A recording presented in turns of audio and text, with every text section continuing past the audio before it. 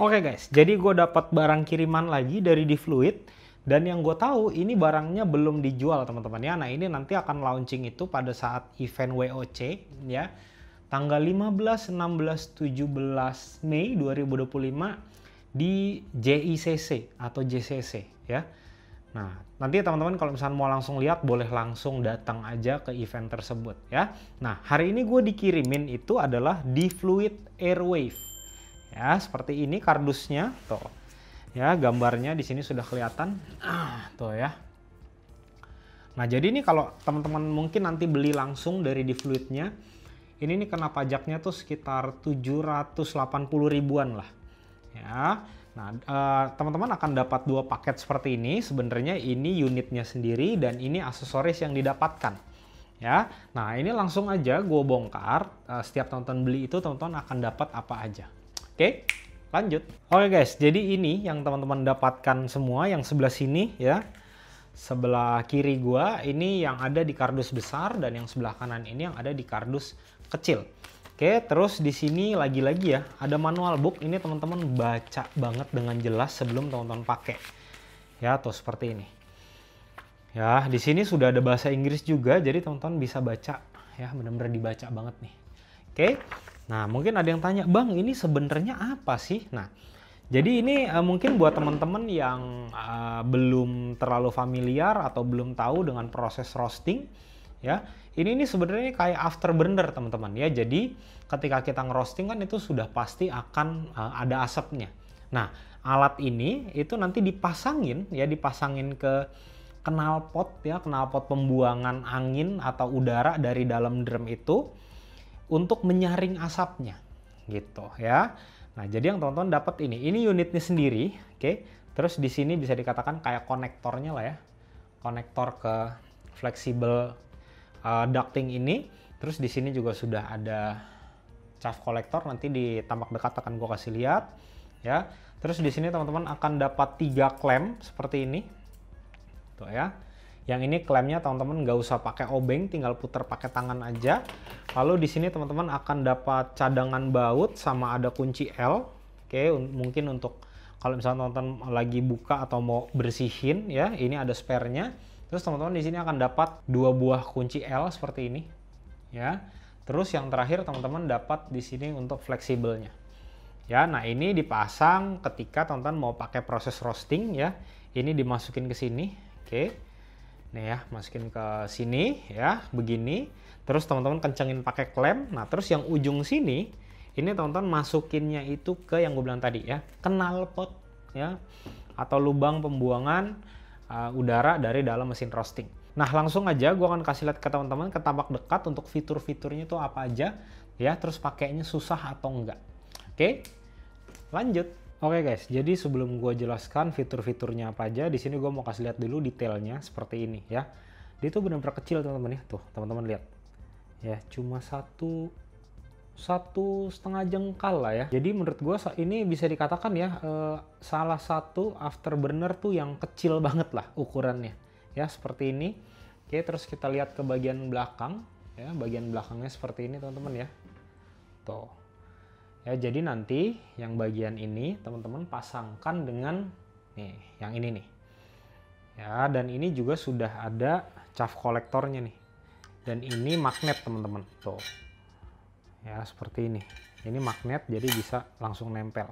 Ya, jadi nanti teman-teman pasang seperti ini, terus teman-teman kencenginnya pakai klem ini udah nggak perlu pakai baut teman-teman ya. Tuh, jadi teman-teman kencenginnya pakai diputar pakai tangan aja. Ini pasang ke sini. Ya, seperti ini, terus masukin. Nah, nanti untuk fleksibel, yang selang fleksibelnya itu nanti teman-teman masukinnya ke sini. Ya, jadi teman-teman pasang ke sini. Oke, lalu ujungnya itu nanti pasanginnya ke tempat buangan keluar dari asap yang ada dari mesin roasting gitu. Ya. Nah, terus selanjutnya yang bagian atas ini nanti dia akan mengeluarkan nih. Jadi dari bagian bawah sedot, dari atas ini yang akan keluarin hasil dari penyedotannya dia. Dan ini benar-benar sudah tidak ada asapnya teman-teman. Ya, ini gue sudah coba. Ya memang gue cobanya pakai mesin roasting yang kecil tuh ya, yang sandbox sebelah sana. Dan itu sudah gue coba sampai ke dark roast teman-teman, yang mana tuh asapnya bener-bener banyak banget ya, dan itu aman. Nah terus teman-teman harus perhatikan lagi ya, colokannya ini teman-teman harus pakai ya dari yang teman-teman sudah dapat nih yang seperti ini. Oke, kalau misalkan teman-teman mungkin mau pakai colokan yang lain ya, disesuaikan spesifikasinya dengan yang ada tulisannya di sini nih. Nih, disesuaikan. Gitu, 10 ampere 220 volt. Oke, jadi jangan sampai teman-teman salah. Nah, di sini langsung ya gue kasih lihat ini untuk menu-menunya tuh apa-apa aja ya. Terus gimana cara akses menu-menunya teman-teman kalau mau ubah-ubah tuh seperti apa. Oke, lanjut. Oke guys ya, jadi setelah dicolok gitu ya teman-teman, langsung nyalakan di bagian belakang. Tadi yang warna merah dia akan langsung nyala teman-teman. Tapi ini belum masuk ke proses teman-teman itu untuk menghilangkan asapnya. Ya, tapi ini gue mau jelaskan dulu untuk fitur-fiturnya apa-apa aja ya. Nah, di sini kelihatan di sini teman-teman bisa pakai 2 koneksi ya. Teman-teman di sini pakai Bluetooth dikonekin ke handphone. Ya, di sini untuk WiFi pun bisa untuk teman-teman kalau misalkan mau mungkin ke depannya di sini akan ada upgrade dari softwarenya. Oke. Nah, terus teman-teman lihat di sebelah sini kayak ada gambar kipas muter, itu menandakan bahwa kipas di bagian dalam ini sudah beroperasi gitu ya. Nah, 29 ini menandakan udara yang masuk nih, yang disedot ke dalam sini. Nah, terus kalau ini 29 derajat, ini suhu ya, suhu dari wire yang ada di dalam alat ini. Oke, nah sedangkan untuk yang 30 ini teman-teman bisa adjust nih. Nah, ini untuk kekuatan nyedotnya lah bisa dikatakan ya. Nah, sekarang kita masuk ke menunya seperti apa ya. Jadi ini ditahan aja, ditekan. Nah, pertama filter level di sini teman-teman bisa pilih, kalau misalnya mau pilih teman-teman tekan aja. Tuh ya, mau normal atau ekstrim. Nah, menurut gue ini kalau misalkan teman-teman pakai bener-bener mau roasting itu mungkin sampai ke medium dark atau ke dark roast gitu ya, dan kapasitasnya 1 kg maksimal nih teman-teman pakai ekstrim aja. Ya, tapi kalau misalnya teman-teman mungkin cuma maunya itu sampai di light roast atau light to medium, menurut gua pakai yang normal masih aman. Oke, selanjutnya di sini yang kedua, modenya. Nah, ini ada manual sama auto. Nah, buat teman-teman kalau memang nggak mau repot gitu ya, adjust segala macam, menurut gua pakai auto aja. Ya, jadi ini sudah diprogram sama di Fluid itu untuk menyesuaikan. Ya, mungkin asapnya ini benar-benar banyak banget atau seperti apa gitu ya, nanti dia bisa menyesuaikan sendiri. Tapi kemarin tuh gue coba memang pakai yang baru pakai yang manual. Oke, nah terus selanjutnya di sini ada self clean. Nah, jadi ini memang disarankan teman-teman ya, setiap habis teman-teman pakai alat ini nih harus dibersihkan. Gitu ya. Karena kenapa harus dibersihkan? Jadi ketika proses dia sedot, walaupun ini sudah ada chaff kolektornya, itu pasti akan ada partikel-partikel chaff kecil yang masuk ke dalam dan dia itu menempel di afterburnernya. Ya, atau di wire di pemanasnya lah. Nah, itu gunanya untuk menghilangkan partikel-partikel yang nyangkut supaya nanti hasil roastingan berikutnya itu bisa konsisten dan maksimal. Oke.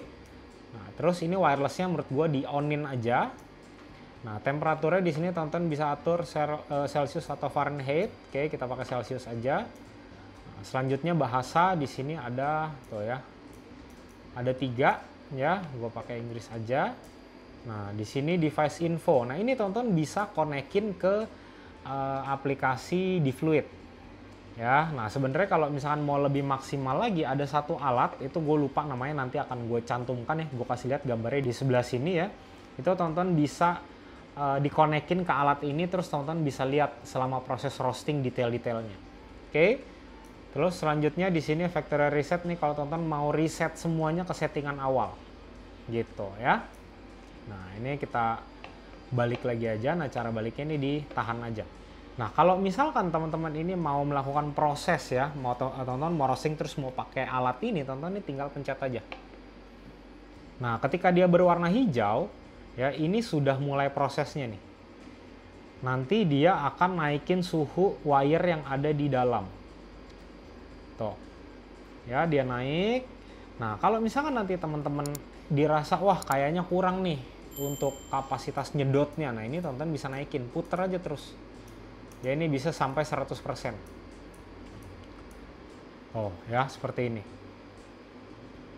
Nah, nanti ketika sudah 250 biasanya dia akan ngehold kurang lebih ada di 230 sampai 240-an lah. Gini ya. Kalau misalkan proses roastingnya sudah selesai gitu ya, teman-teman di sini pencet dorong aja satu kali ini untuk stop. Nah, ini teman-teman jangan matikan sampai suhu yang di sebelah kanan ini mencapai 40 derajat atau 30 derajat lah. Itu adalah suhu yang ideal ketika teman-teman mau matiin alat ini.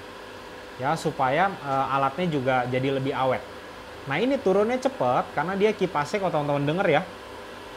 Tuh, nyedotnya bener-bener kenceng banget nih. Itu untuk mendinginkan wire yang ada di dalam. Nanti ketika sudah suhu di 40 ke bawah ya, dia kipasnya akan pelan sendiri. Nih kita denger ya. Tuh ya, udah 40 dia kipasnya akan ngecil. Gitu. Seperti inilah kurang lebih ya. Nah, nanti untuk video gua sambil roastingnya gua akan kasih lihat di video selanjutnya lah ya. Nah, sekarang ini gue mau masuk ke tampak atas lagi untuk masuk ke kesimpulan. Oke, lanjut. Oke guys ya, tadi sudah lihat. Nah, ketika dipasang full set dia akan seperti ini teman-teman ya. Jadi ini bisa panjang tuh ya, bisa panjang banget. Dan ini teman-teman tinggal konekin ke lubang pembuangan udara dari dalam drum yang ada dari mesin roasting. Seperti itu ya. Oke, sekarang gue mau masuk ke kesimpulan ya.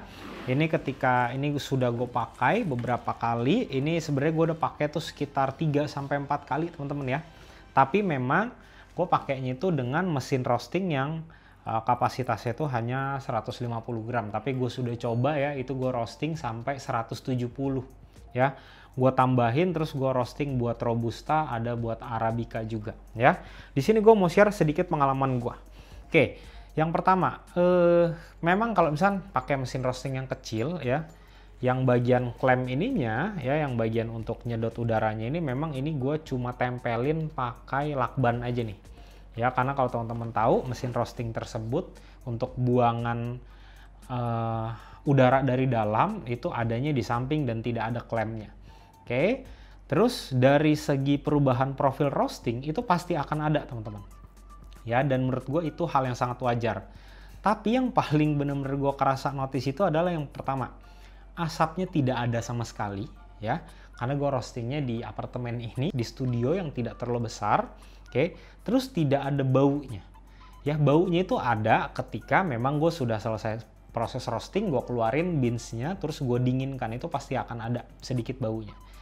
Nah, terus yang berikutnya lagi, untuk chaff yang halus-halus gitu ya, terkadang tuh ketika gue selesai roasting pakai mesin sandbox itu dia suka banyak, ketika gue buka suka banyak yang terbang-terbang. Tapi dengan ini itu tidak ada ya. Jadi semuanya tuh masuk ke dalam chaff collector. Nah, yang mana chaff collector itu setiap selesai roasting teman-teman harus bersihkan. Nah, terus yang berikutnya lagi adalah yang gue suka, ini dayanya ini tidak terlalu besar teman-teman ya. Ini cuma sekitar 2000-an, maksimalnya itu mungkin sekitar 2200-an lah ya. Itu pun kalau misalnya teman-teman pakai kapasitas atau dayanya tuh maksimal, yang paling besar nih. Ya, itu pasti listriknya pun pasti akan semakin tinggi. Karena di dalam ini ada heating element, itu wire gitu ya, kayak semacam kawat, itu pasti dia memanaskan itu akan lebih tinggi. Gitu. Nah, terus yang berikutnya lagi yang gue suka adalah ini menurut gue ya, ini adalah salah satu afterburner paling kecil yang pernah gue lihat. At least yang pernah gue lihat ya. Nah, mungkin teman-teman kalau tahu nih ada afterburner yang lebih kecil lagi, silahkan ya. Mungkin bisa tulis di kolom komentar. Gitu. Nah, terus dari segi harganya ini sepertinya memang seperti yang gue bilang tadi di awal, ini belum dijual. Tapi menurut gue itu mungkin sekitar, menurut gue ya, ini 20-30 jutaan lah.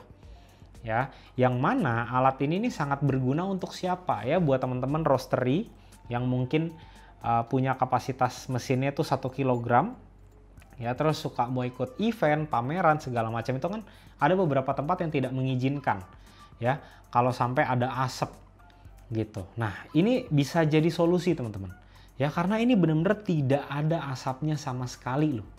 Ya, gue coba itu kemarin Robusta sampai benar-benar dark roast, sampai benar-benar bisa dibilang gosong lah. Ya, itu yang mana gue pernah coba aja untuk espresso medium to dark gitu ya, gue roasting, itu asapnya tuh udah benar-benar kelihatan putih lah.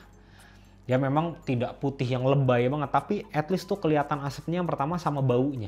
Tapi setelah gue pakai ini, walaupun ini tidak gue klaim ya, ini cuma gue sangkutin begini aja nih. Sangkutin seperti ini, anggap ini mesin roasting ya, terus di atasnya gue lakban, ini benar-benar aman teman-teman. Tidak ada baunya, tidak ada asapnya. Gitu. Ya, nah mungkin nanti kalau teman-teman mau lihat ya, atau mau langsung hands on mau lihat mesin ini gitu ya di Fluid Airwave, ini teman-teman bisa langsung aja datang ke event WOC yang diadakan di JCC atau JICC tanggal 15 sampai 17 itu di booth-nya di Fluid. Kalau tidak salah booth-nya di Fluid itu ada di L117. Ya, teman-teman datang aja ya, sekaligus teman-teman mungkin mau lihat refraktometernya, ya mau lihat di Fluid Omni, Omix, sama ada satu alat yang seharusnya ini masih di develop sama di Fluid ya. Itu sepertinya untuk melihat perubahan warna yang mana itu bisa connect ke di Fluid Airwave ini. Ya. Nah, mungkin nanti teman-teman kalau misalnya ada yang mau datang ke event WOC ya, mungkin boleh DM gua, kita mungkin bisa ketemu di sana di booth-nya di Fluid, kita ngobrol-ngobrol segala macam. Nah, terus selanjutnya untuk video gua roastingnya ya, nanti gua akan bikinkan di video selanjutnya biar lebih detail lah, benar-benar fokus untuk lihat performa dari alat ini aja gitu. Nah, mungkin teman-teman kalau masih ada yang mau ditanyakan mengenai di Fluid Airwave ini ya, langsung tulis di kolom komentar aja, atau bahkan di sini teman-teman sudah ada yang coba alat ini ya, boleh tulis di kolom komentar juga biar kita bisa saling berdiskusi. Oke teman-teman, sampai ketemu di video selanjutnya. Thank you.